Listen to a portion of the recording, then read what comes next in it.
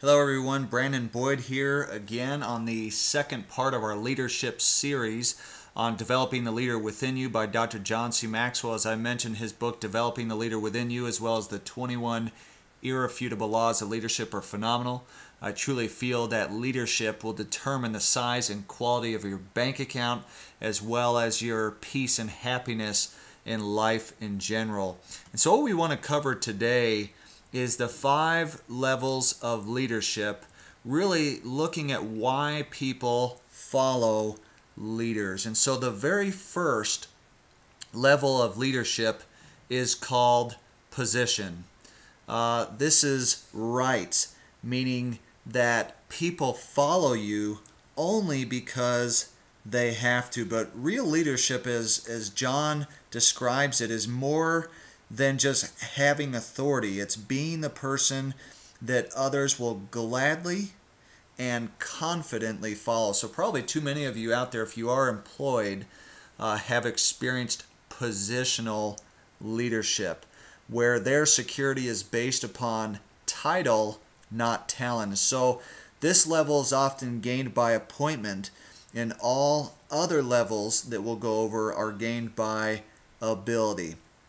Another thing is that people won't follow a positional leader beyond their stated authority. They'll only do what they have to do when they are required to do it. And I think a lot of it's because that most of us have been taught that leadership is a position. But I think that, we'll find that our joy and success in leading others depends on our abilities to keep climbing the levels of leadership. And that's what I want to cover today. Now, on level 2 is permission. Fred Smith says, he says leadership is getting people to work for you when they are not obligated. Oh, that's powerful. Getting people to work for you when they are not obligated. I mean, some people will literally lay their lives on the line for no money simply because they love and respect you in the hopes to eventually make the money. So people don't care how much you know until they know how much you care. So leadership, as John describes it, not only is it influence, but it begins with the heart, not the head. I think that too many leaders on the position level, as we mentioned on level 1, is often led by intimidation. And so on the permission level, on this level, time, energy, and focus are placed on the individual's needs and desires. And so people, I think that you'll find, if you have not already, people who are unable to build solid, lasting relationships will soon discover that they're unable to sustain long, effective relationships. You have got to care sincerely and genuinely about people.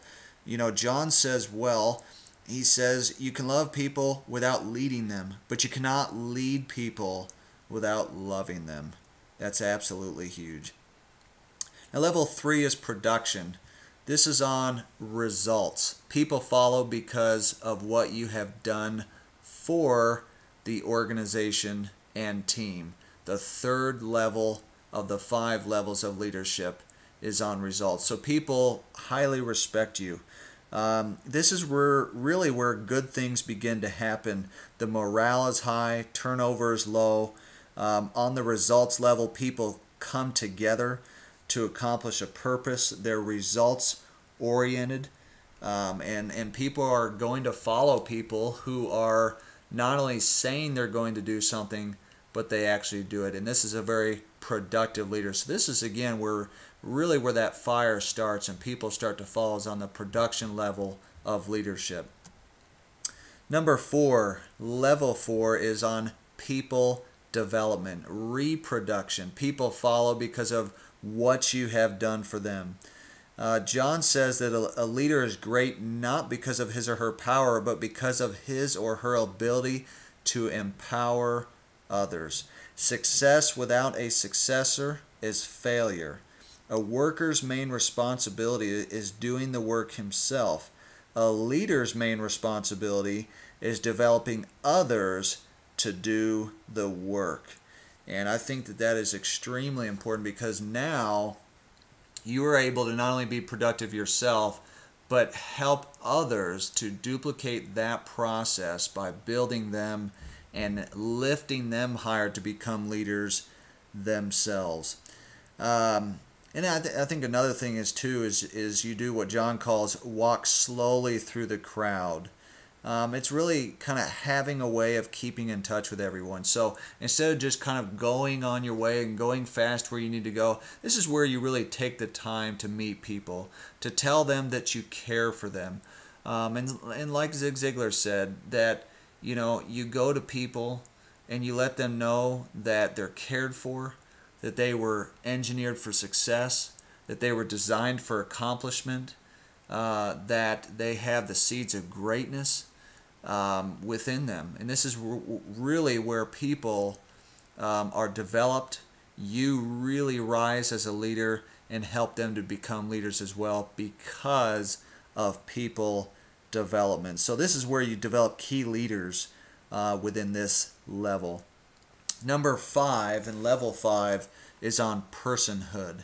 And John says that it really only a lifetime of proven leadership will allow us to sit at level 5 and reap the rewards that are eternally satisfying. He uses the example of Billy Graham and those kinds of individuals. I think we see that as we climb the steps of leadership, a few things start to happen. Number 1, the higher you go, the longer it takes, because there's a higher level of commitment.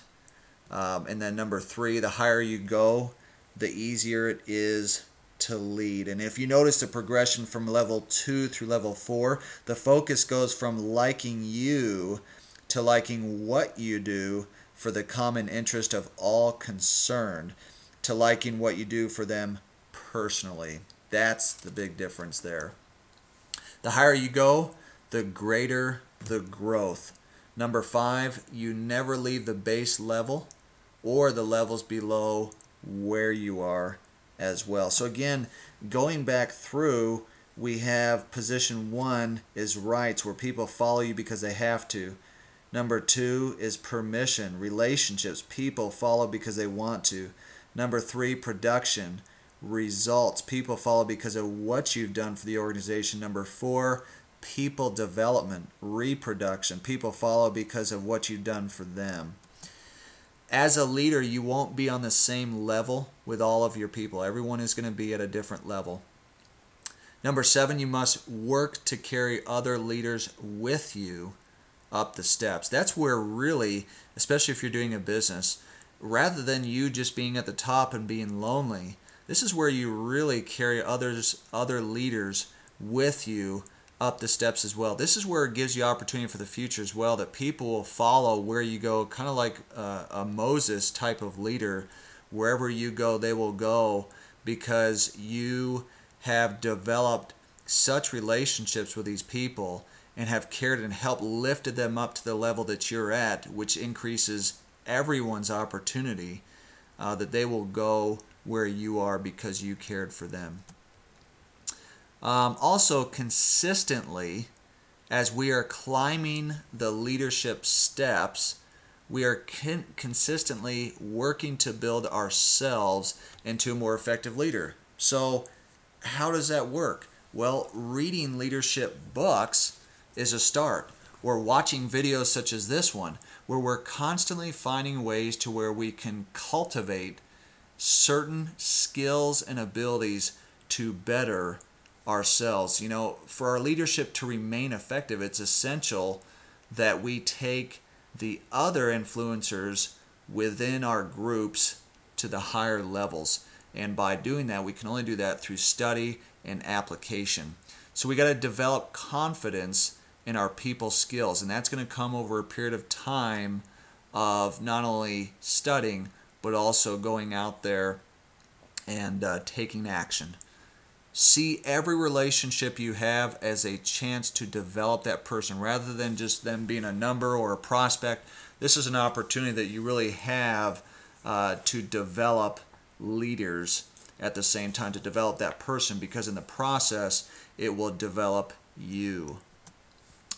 Like we talked about, walking slowly through the crowds, kind of taking time to meet people, consistently keeping a list of potential leaders that you yourself can invest in.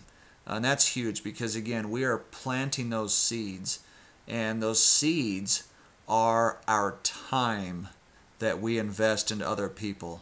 And the harvest is that they themselves become leaders. And if you will do that, you will have success both in business as well as your life. Number 6, prioritize discipleship, finding systematic ways to train people. Number 7, select and mentor key leaders. And so this is where you've got very good, say maybe 2, 3, or 4 levels, 2, 3, and 4 leaders within your organization that you're constantly mentoring, helping them to come up to your level, and teaching them to also duplicate that process. Because if you think about it, what we're really doing here in business is that we're helping to develop leaders. And as we develop leaders, then it takes care of the income part. Because again, it's not all about trying to understand a compensation plan or all the details, ins and outs of a product and a company. It's really about developing leaders within you as well as around you.